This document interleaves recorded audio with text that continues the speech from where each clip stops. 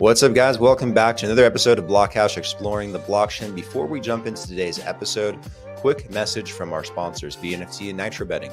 BNFT is a groundbreaking platform that combines the unstoppable force of blockchain technology and the limitless potential of artificial intelligence AI to revolutionize personalized learning and earning experiences. BNFT leverages AI to create immersive educational environments for collaboration and utilizes DeFi to transcend traditional e-learning experiences.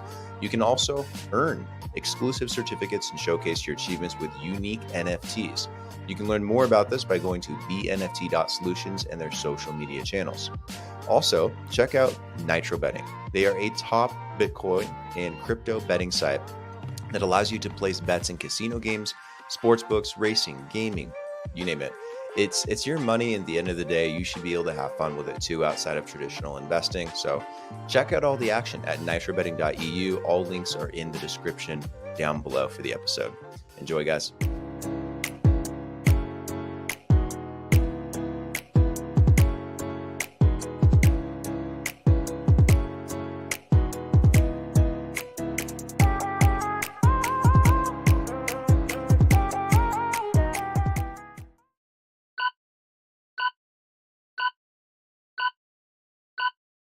What's up, guys? Welcome back to another episode of BlockHash Exploring the Blockchain, episode 351. Today, I have Tom Tirman here to talk about IQ Protocol and what they're building here in the Web3 space with NFTs, with gaming, and the solutions and tools they're putting together. Tom, welcome to the show, man. Super excited to have you here talking about IQ. How you doing today? Hi, Brandon. Doing well, and thank you very much for having me. Thank you for taking the time. Really do appreciate it. Before we kind of jump in and get into the gist of things, we'd love to learn more about yourself. If you don't mind sharing a little bit with the audience about your background, how you got into this space, what did you do prior? Tell us a bit more about you. Absolutely. I was born and raised in Estonia, so northern Eastern Europe, and I actually have a law degree, although I've never practiced law. My background is in traditional finance, like banking and fintech. But I discovered crypto in 2017 when there was a raging bull market and everyone was talking about the Bitcoin price and XRP. And it caught my attention because if so many people were involved in that and so many were talking about that, there has to be something beyond just these growing prices. And Right. that kind of piqued my interest. I went researching what is a blockchain and why is it needed, and I got drawn in pretty fast. I It was a long bet back then because all the projects, all the startups, they only had white papers and promises and no real adoption beyond speculation. But I figured this could be my chance to be early to a disruptive technology that will change a lot of industries and a lot of how we do things. And now it's, I guess, more common knowledge than it was back then. But Mm-hmm. yeah, I made a bet because what blockchain is immutable, transparent, permissionless. It kind of goes with the ethos I believe in, and I kept researching the space, and I figured I want to do something there. So in about a year later, in 2018, I co-founded my first blockchain startup, which is called Parsec. Which has grown quite a lot. I'm not a CEO of Parsec anymore, but I'm still involved, and my day to day activity goes to getting IQ protocol off the ground. Very nice. If you could attribute one thing that, brought you into this industry, would you say that maybe it was NFTs? Would you say it's crypto? Was it another aspect of Web3 or a concept or a use case? Was there like something in particular that made the light bulb in your head go off and say, this is an industry I really want to be in? Can you nail it down to one thing? It's probably a very, very boring, simple thing. So just being able to instantly transact with anyone across the globe, like full financial inclusion that no one can Hmm. stop. I mean, this is what really got me into the space. Well, that's a good reason to be in, and that's a basis of most of the industry too.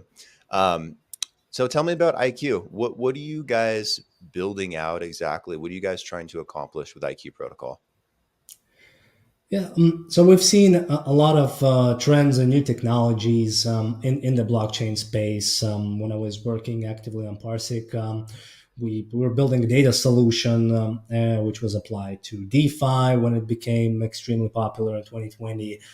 But what really got me bullish was NFTs. And people mostly liken NFTs to art or digital collectibles or profile pictures, and that's why a lot of them are saying that NFTs are dead. It was a tulip mania. It's Hmm. over. But NFTs are just a technology. It's not one thing, and that technology can be used for so much. So I myself, I'm very bullish on the various applications and use cases of NFTs, and we've Hmm. seen one of them, like NFTs as in-game assets, take off to a certain extent. Although I believe the main innovation is still ahead of us. We have seen things like digital identities.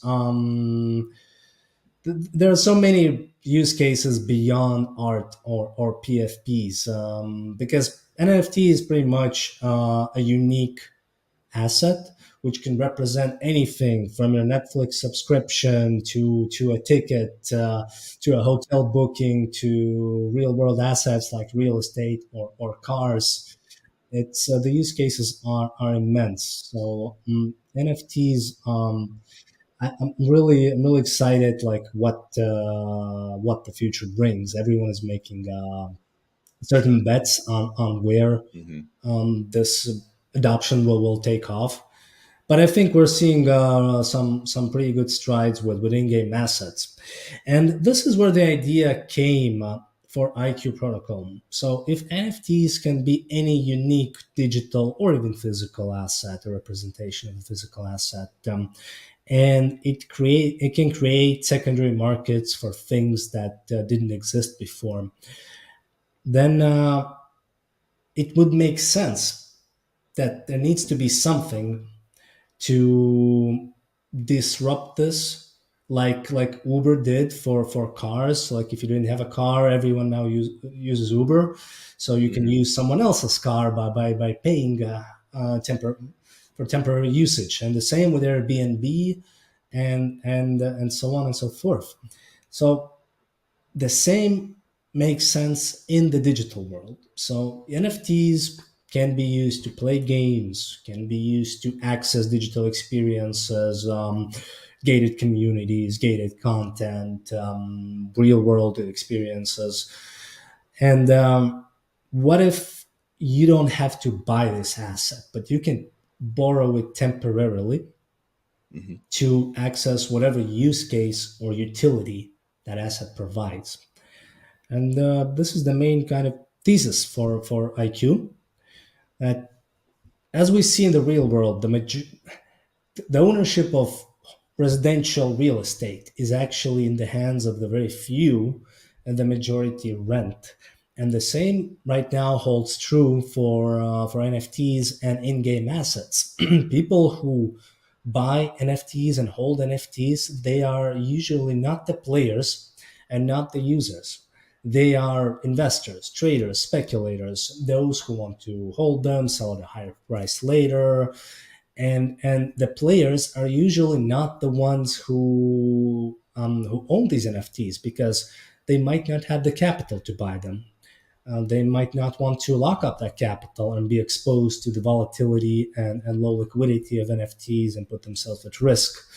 Or they're just not interested in owning this NFT. They just want to play the game, or use the dapp, or whatever else the NFT represents. And for this purpose, it makes sense that NFT owners who bought them for investment or trading or speculation would be able to earn passive income yield by renting their NFTs out without any risk of default, while players and users could pay a fee to rent those NFTs and experience everything, all the utilities that the NFT gives without having to buy one and without having to post any collateral. Absolutely. And I love the approach thinking about, the utility aspect of NFTs because they've always been based around art and collectibles and have had a very superficial value. But I think most people haven't really dug into and understood the utility aspect of what an NFT can do, being able to represent a physical asset, a digital asset, and where that can take us in society. And there's so many applications. And I think it's fascinating applying it as well into things like the gaming industry. It's almost like a match in heaven in some ways. And then the idea, your guys' core idea in terms of renting NFTs and tapping into those benefits on a short-term basis, I think is also very fascinating and would love to kind of dig into a little bit more. How does that intersection kind of work between renting NFTs, tapping into those benefits, applying it to an industry like gaming? Can you give a little bit of an inside look into what that might look like? Right. So we've seen the rise of Web3 gaming, and NFTs in gaming makes perfect sense because no censorship, actual ownership of your assets, which you can sell, trade, monetize, and actually earn from it. So in a way, it gives power to the players and the ability to earn from playing as well. But there is a high entry barrier here.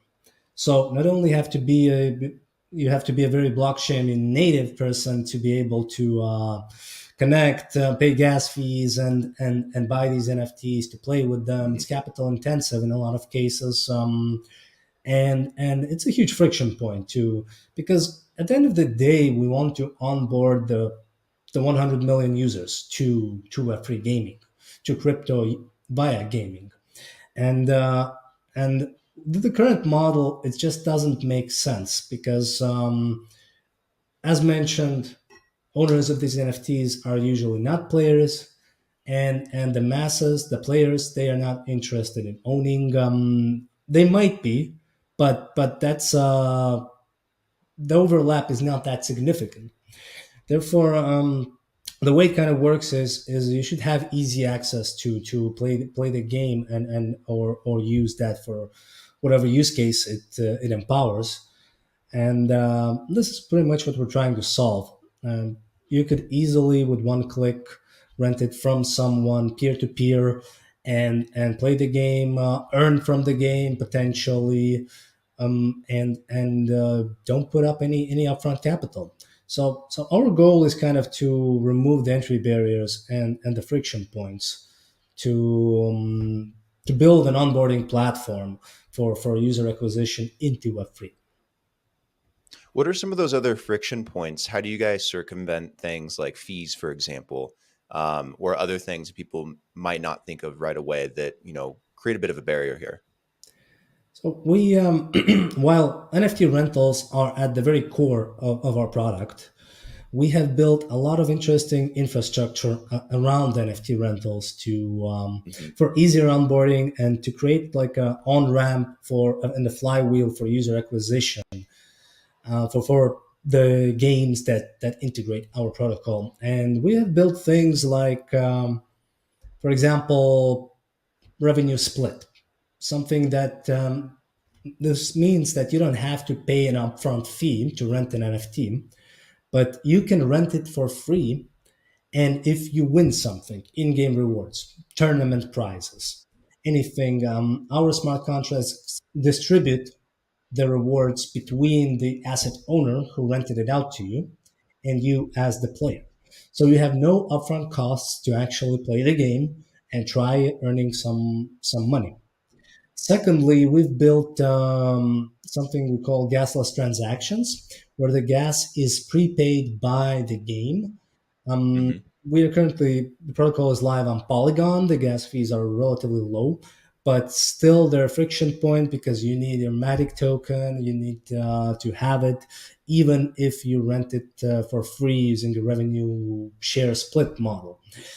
So essentially, with our products, with the suit, you can come with a completely empty wallet and rent, play a game, discover a game, and potentially earn by playing the game.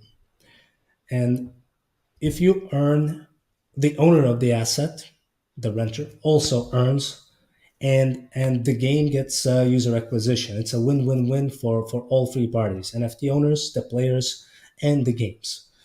Additionally, we are working on some features that will go live very soon. Things like a walletless experience, where you can actually create a wallet and manage a wallet using Gmail or Discord authorization. So no need to download MetaMask extensions or anything like this. And we will also integrate fiat to crypto on ramps, where you can, if you need, you can top up with your credit card. So the whole idea is we have to remove these friction points to get people from the traditional gaming industry to start playing Web3 games.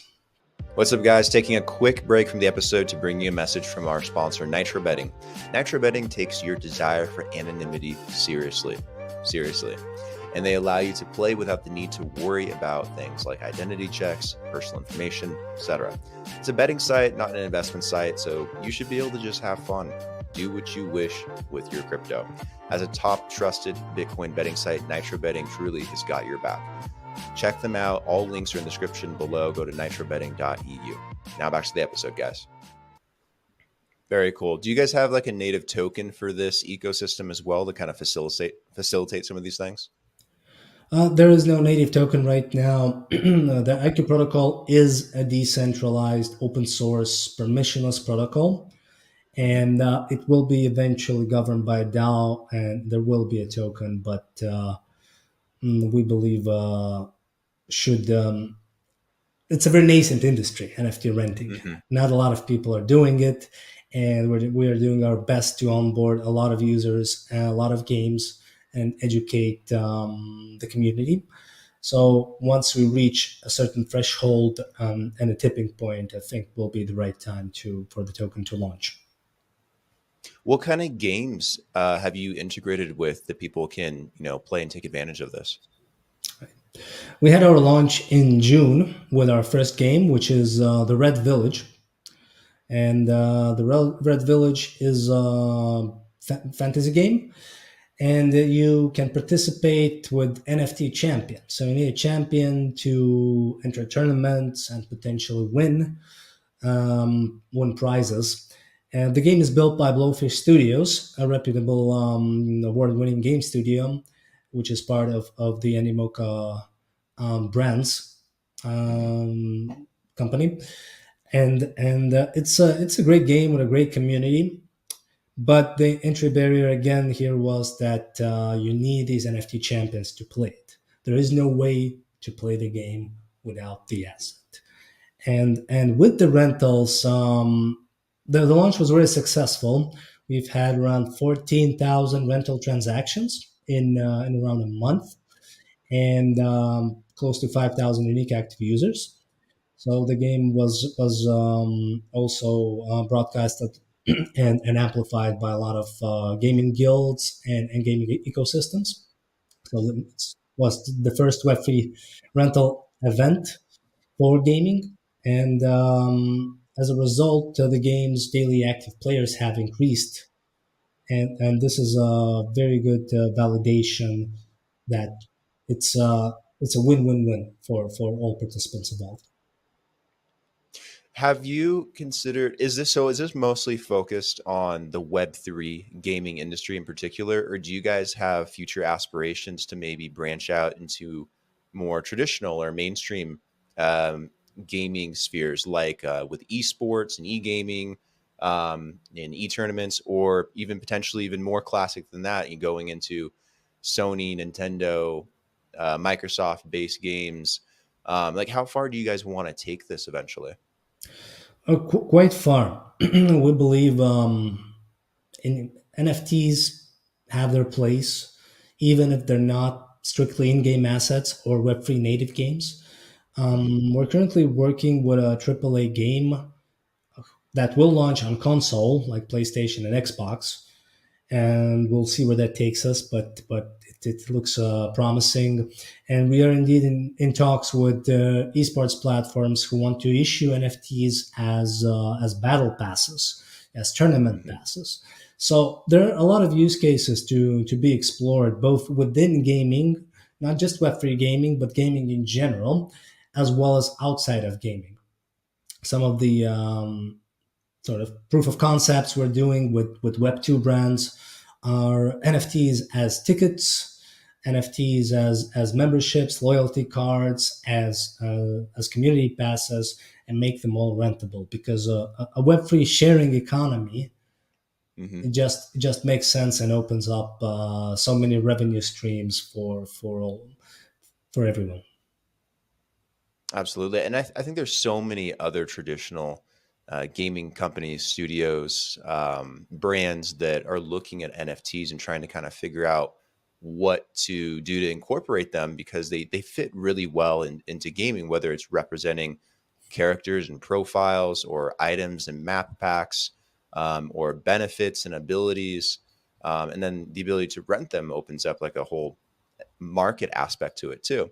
Um, and in terms of renting these NFTs, it's kind of interesting to think about because one might expect that it could actually raise the value of the NFT at its basis. Like if a lot of people are wanting to use it, like if it's getting rented a lot, what would the underlying value substantially rise because it's a popular NFT? I could see that being another aspect that could be popular for an investor, right? That might want to buy an NFT that people like to rent, knowing that it's going to get rented X amount of times over a year. The value of that would, generally probably appreciate over that period of time. Is that kind of Absolutely. correct to say? Yeah, absolutely. Because the thesis is that the next wave of successful NFTs will be for those assets that have two things: number one, utility, and number two, cash flow. And IQ Protocol facilitates both because you can earn a yield by renting them out, Hmm. and for the players to have utility to use them. And and if you can earn passive income on certain assets, here's where data and analytics actually become important, because as you said, you have to know which kinds of assets are actually have the highest yield or have the highest ROI to purchase them, and that will eventually drive the price up, and they will appreciate in value. Interesting. I've always kind of looked at NFTs because they're non-fungible. They can represent like a unique asset. Like what if it was a car, for example, or a house? If you rent out a car, every mile you put on it, brings the value of that car down. You have a house and you live in that house or you rent out that house, unless, market conditions are favorable, it's going to devalue the house if there's wear and tear, if there's damage, if it gets old, if it has a molding issue or whatever, may occur over time. The odds of an asset losing value are usually pretty high. So it's interesting with NFTs being able to represent something and actually appreciate and value simply because of renting it out and generating, I think, popularity. And I like that aspect that you guys are approaching. So it's so much better than having like a floor price represent the value of an asset for an entire collection of NFTs. It's much more fickle than renting it out and generating value through utility. So I like what you guys are doing with this approach. Thank you, Brandon. Yeah, no, for sure. Because cash flow and annual yield (ROI), they will eventually drive. It's a better fundamental driver of the price than any floor price models, as you said. Mhm. What do you think the future of NFTs kind of look like? I mean, I think we all kind of agree that NFT 2.0, whatever we want to call it, is going to really have a focus on utility. But if there was like an end game scenario where NFTs, whatever they end up becoming, like, do you have a vision in your mind of, how they evolve and fit into society in the long term? Well, I think I think interaction with NFTs should be easier for the general population. So user experience layers will be built to more easily interact without all of the hassle and problems of blockchain native applications. But as for the exact use case, honestly, no one knows. I mean, in-game assets, obviously, a big market. But beyond that, I expect a lot of new things to come out. For example, imagine hotel bookings as NFTs, Hmm. which you can resell and actually speculate on. For example, you buy a hotel booking for a week at high season a year in advance, and once it's closer to that date, the prices will rise. You can sell it on the secondary market for a higher price. Imagine your, I don't know, software subscriptions, Netflix subscriptions, anything as NFTs, and and you're traveling. You don't need to use it for a month or two. You sublease it, subrent it to someone who needs to use it. So it opens up a lot of secondary markets for things that didn't exist before. A lot of liquidity, and we can only speculate on which of these use cases will become the biggest. Absolutely. And I imagine there's a lot of different directions to go as well. So it's quite early, but I think it'll pan out and we'll all see in the end. But what's up next on IQ Protocol's roadmap? What are you guys, working on, the rest of 2023 going into 2024? Is there anything that you want to highlight or that you want people to keep an eye on in terms of some of the aspects with NFT rentals and the other tools that you have at your disposal that people can take advantage of? What do you want them to keep in mind? Yeah, absolutely. We have very extensive roadmap, both from the product side, and we have new games launching on IQ Protocol with rentable assets in August and September, and pretty much every month after.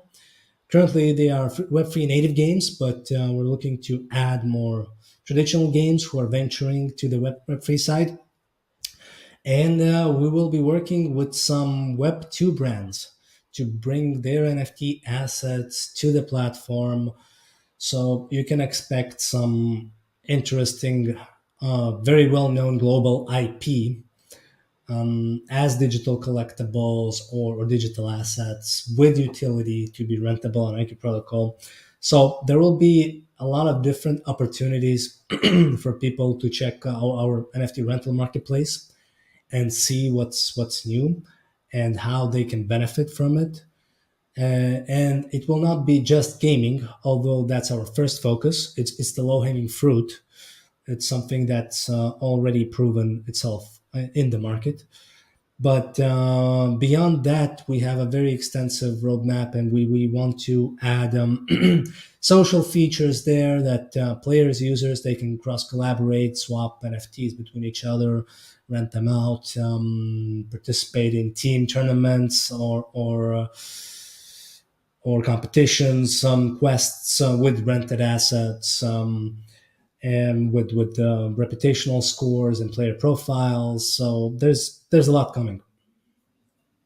Where can people go to learn more about IQ if they want to check out the marketplace, they want to use it, they want to rent some NFTs? Where would you direct them?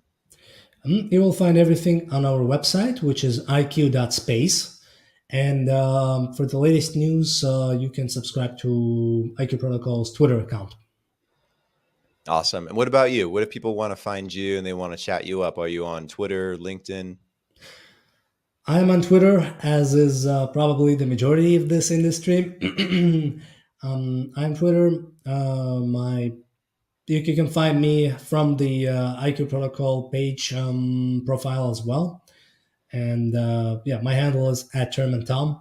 So if anyone has any questions or any ideas, always love feedback on the product, any new thoughts, because we work in such a fast-paced industry where things change and so much innovation is being built.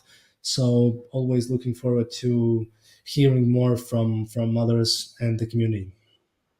Yeah, it's a very rapidly changing industry. It's new every single day. It's kind of hard to keep up with sometimes. But Tom, thank you for taking the time to come on the show, really highlight what you guys are doing with IQ. And I really like the way that you guys are further bolstering, I think, the utility aspect of NFTs in the space and offering different tools like being able to rent them out. I think that's a very key thing to start integrating for people to use. So thank you for the work you do. And thank you for taking the time to come and share today. Thank you, Brandon. I appreciate you having me on this podcast. You're very welcome. Take care and we'll talk soon. What's up, guys? Final message from our sponsor, Nitro Betting. Nitro Betting gives you so many options to bet, wager, play with a deep sports book from NFL to NBA to NHL to MLB to MMA to motorsports to poker to blackjack to esports to Rocket League, Call of Duty. There's plenty of diversity and choice. Whatever your preference is, you can play, you can have fun with your crypto. So go to nitrobetting.eu to experience everything they have to offer. Again, everything is in the link for the description of the episode down below. So go check it out, and I'll see you guys all on the next episode.